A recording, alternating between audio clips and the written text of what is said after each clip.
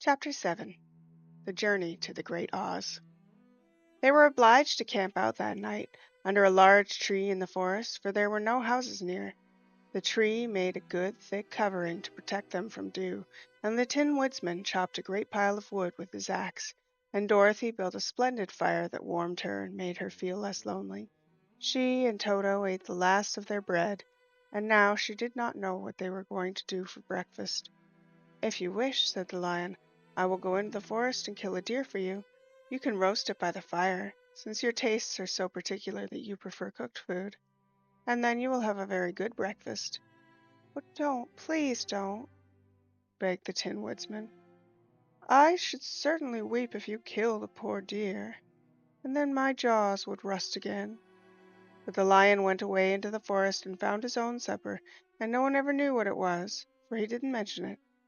And the Scarecrow found a tree full of nuts and filled Dorothy's basket with them, so that she would not be hungry for a long time. She thought this was very kind and thoughtful of the Scarecrow, but she laughed heartily at the awkward way in which the poor creature picked up the nuts.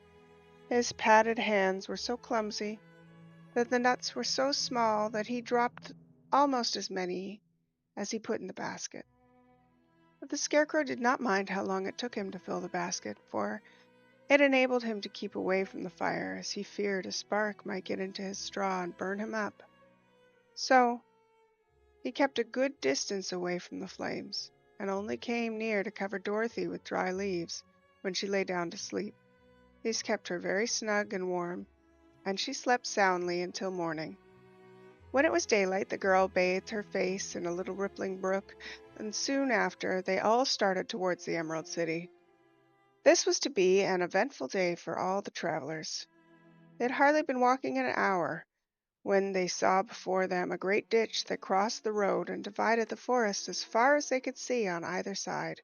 It was a very wide ditch, and when they crept up to the edge and looked into it, they could see it was also very deep. There were many big, jagged rocks at the bottom. The sides were so steep that none of them could climb down, and for a moment it seemed that their journey must end. "Well, what shall we do?" asked Dorothy despairingly. "I haven't the faintest idea," said the Tin Woodsman, and the Lion shook his shaggy mane and looked thoughtful, but the Scarecrow said, "We cannot fly, that is certain. Neither can we climb down this great ditch. Therefore, if we cannot jump over it, we must stop where we are." "I think I could jump over it," said the Cowardly Lion, after measuring the distance carefully in his mind. "Then we are all right," answered the Scarecrow, "for you can carry us all over on your back one at a time." "Well, I'll try it," said the Lion. "Who will go first?" "I will," declared the Scarecrow, "for if you found that you could not jump over the gulf, Dorothy would be killed, or the Tin Woodman badly dented, on the rocks below. But if I am on your back, it will not matter so much, for the fall would not hurt me at all." "Terribly afraid of falling myself," said the Cowardly Lion, "but I suppose there's nothing to do but try it. So get on my back, and we'll make the attempt." Scarecrow sat upon the Lion's back, and the big beast walked to the edge of the gulf and crouched down. "Why don't you run and jump?" asked the Scarecrow. "Because that isn't the way we lions do things," he replied. Then giving a great spring, he shot through the air and landed safely on the other side. They were all greatly pleased to see how easily he did it, and after the Scarecrow had got down from his back, the Lion sprang across the ditch again. Dorothy thought she would go next, so she took Toto in her arms and climbed carefully on the Lion's back, holding tightly onto his mane with one hand. The next moment it seemed as if she was flying through the air, and then before she had time to think about it, she was safe on the other side. The Lion went back a third time and got the Tin Woodsman, and they all sat down for a few moments to give the beast a chance for rest, for his great leaps had made his breath short, and he panted like a big dog that has been running too long. They found the forest very thick on this side, and it looked dark and gloomy. After the Lion had rested, they started along the road of yellow bricks, silently wondering, each in his own mind, if ever they would come to the end of the woods and reach the bright sunshine again. To add to their discomfort, they soon heard strange noises in the depths of the forest, and the Lion whispered to them that It was in this part of the country that the Kaladids lived. What are the Kaladids? Asked the girl. They are monstrous beasts with bodies like bears and heads like tigers, replied the lion, and with claws so long and sharp that they could tear me in two easily, as I could kill Toto. I'm terribly afraid of the Kaladas. I'm not surprised that you are, returned Dorothy. They must be dreadful beasts. The lion was about to reply when suddenly they came to another gulf across the road, but this one was so broad and deep the lion knew at once he could not leap across it. So they sat down to consider what they should do, and after a serious thought the Scarecrow said, "Here is a great tree standing close to the ditch. If the Tin Woodman can chop it down, so that it will fall to the other side, we can walk across it easily." "That is a first-rate idea," said the lion.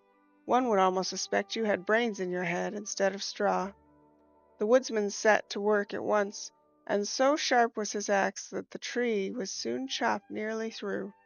Then the lion put his strong front legs against the tree and pushed with all his might, and slowly the big tree tipped and fell with a crash across the ditch, with its top branches on the other side. They had just started across this queer bridge when a sharp growl made them all look up, and to their horror they saw running towards them two great beasts with bodies like bears and heads like tigers. "They're the Kaladas," said the Cowardly Lion, beginning to tremble. "Quick!" cried the Scarecrow. "Let us cross over." So Dorothy went first, holding Toto in her arms. The Tin Woodman followed, and the Scarecrow came next. The lion, although he was certainly afraid, turned to face the Kaladas, and he gave so loud and terrible a roar that Dorothy screamed, and the Scarecrow fell over backwards, and even the fierce beasts stopped short and looked at him surprised. But seeing they were bigger than the lion, and remembering there were two of them, and only one of him, the Kaladas again rushed forward, and the lion crossed over the tree and turned to see what they would do next. Without stopping an instant, fierce beasts also began to cross the tree, and the lion said to Dorothy, "We're lost, for they will surely tear us to pieces with their sharp claws. But stand close behind me, and I will fight them as long as I'm alive." "Wait a minute," called the Scarecrow. He had been thinking what was best to be done. And now he asked the woodsman to chop away at the end of the tree that rested on the side of the ditch. The Tin Woodman began to use the axe at once, and just as the two Kaladas were nearly across, the tree fell with a crash into the gulf, carrying the ugly, snarling brutes with it, and both were dashed to pieces on the sharp rocks at the bottom. "Well," said the Cowardly Lion, drawing a long breath of relief, "I see we're going to live a little while longer, and I'm glad of it, for it must be a very uncomfortable thing not to be alive. Those creatures frightened me so badly that my heart is beating yet." "Ah," said the Tin Woodman sadly, "I wish I had a heart to beat." This adventure made the travelers more anxious than ever to get out of the forest, and they walked so fast that Dorothy became tired and had to ride on the lion's back. To her great joy, the trees became thinner the further they advanced, and in the afternoon they suddenly came upon a broad river, flowing swiftly just before them. On the other side of the water they could see the road of yellow brick, running through a beautiful country with green meadows, dotted with bright flowers, and all the road bordered with trees hanging full of delicious fruits. They were greatly pleased to see this delightful country before them. "How shall we cross the river?" asked Dorothy. "That's easily done," replied the Scarecrow.